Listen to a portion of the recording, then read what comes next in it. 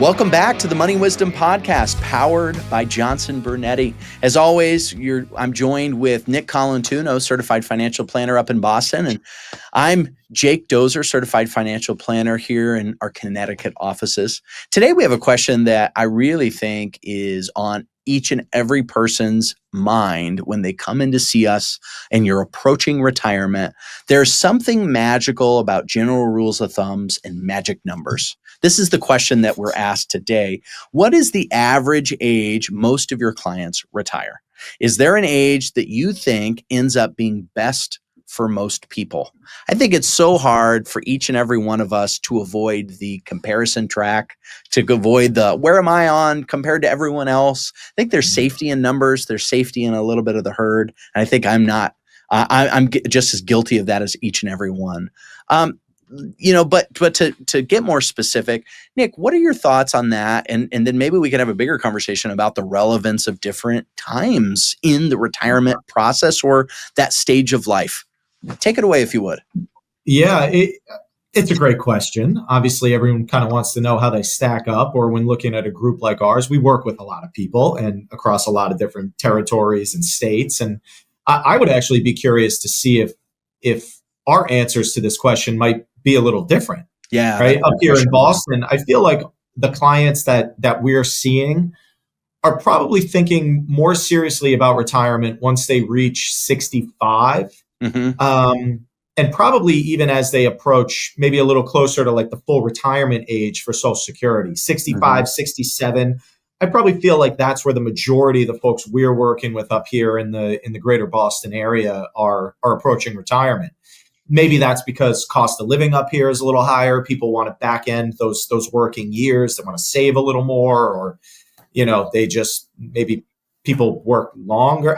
I'm not sure what that might be, but what would you say, Jake, as far as the clients you're seeing down in Connecticut? Yeah, I don't think we're far off. I would say probably between like 63 and 65 is where oftentimes people want to take that launch. I think that there is something extra satisfying about retiring before your full retirement age.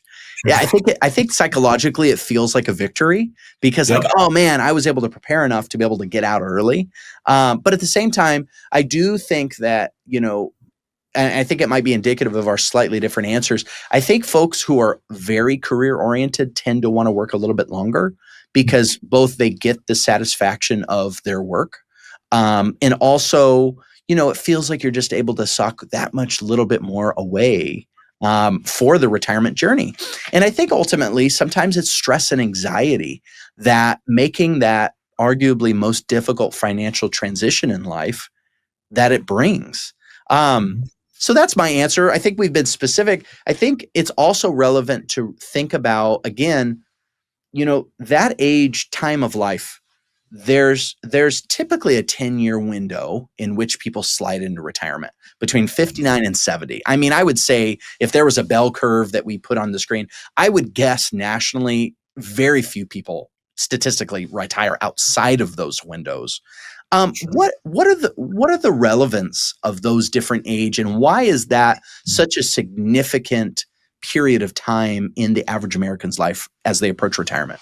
Yep. Well, look, age dictates everything during that period. And the earliest age that kind of starts that process is 59 and a half. And as you're aware, 59 and a half is the earliest at which you can be accessing funds out of these tax-deferred retirement accounts without the early withdrawal penalty. Keep in mind, you're still going to be on the hook for taxes with those accounts. So that's where we see 59 and a half. People say, well, now that money's really my money. Like I can get my hands on that. So I think people start to, engage this retirement planning conversation when they're actually at a point to be able to access the money without penalties. So 59 and a half is usually when it all starts. The next ages, of course, start when you're eligible for Social Security. So 62, right, is the earliest that you can start collecting Social Security. Obviously, full retirement age is a little different for everyone, 66, 67, right around there. The latest you can take it is, of course, 70.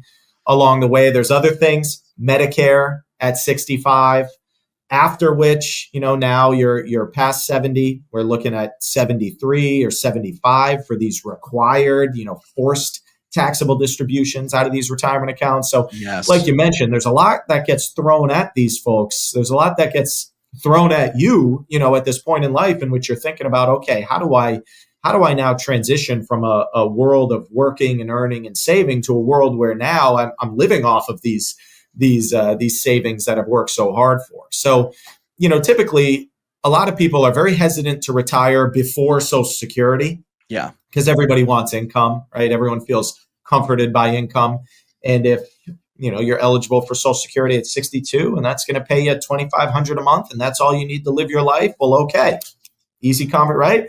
In one sense, but maybe it's not enough, and that's where a lot of people like the idea, as you mentioned, Jake, of continuing to work, continuing to save, continuing to defer that Social Security, just continuing to improve upon their situation. Absolutely. And to your point, there's these different junctures along the way, 59 and a half, 62, 65, 66 or 67, 70, 73, all these different ages. And I think that it's a perfect illustration. If you were to visualize in your mind, that's sort of this timeline.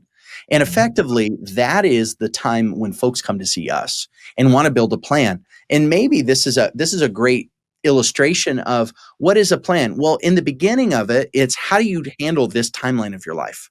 How do you handle this extremely critical 12 to 15 years of your life where you have these decisions that for the most part are one shots. They're one decision that for the most part you can't undo.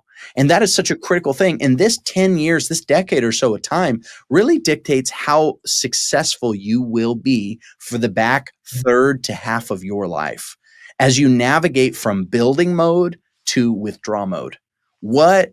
I don't say that to impart fear, but what an immense, I recognize, and I know you do, gravity and responsibility that we have to our clients to be able to help them blend income planning, asset planning, investment planning, tax planning, estate planning, legacy planning, and so much more. And I will say there is a law of diminishing returns. The older you get and the deeper into that timeline, the less relevant it is to keep working. Because remember, as you climb the mountain of your retirement and you hit its peak, that amount of money that you have at the end of your life, or at the beginning of your retirement rather, is the money you will have for the rest of your life. And so as you're thinking about these decisions, keep in mind that there is an extreme gravity to what that will mean for you and your family and your loved ones and for your significant others and what your lifestyle will look. And our encouragement to you to be serious is that whether you talk to us or someone else, that you have a plan, because that portion of your life is just too important to base on rules of thumb, comparing to others. What is my uncle's best friend's plumber doing? That doesn't matter. What matters is how you make these decisions in this phase of your life. We'd be honored to help. And thank you for tuning in, as always, to the Money Wisdom Podcast, powered by Johnson Burnett. Investment advisory services offered through JB Capital LLC. Insurance products offered through JN Financial LLC.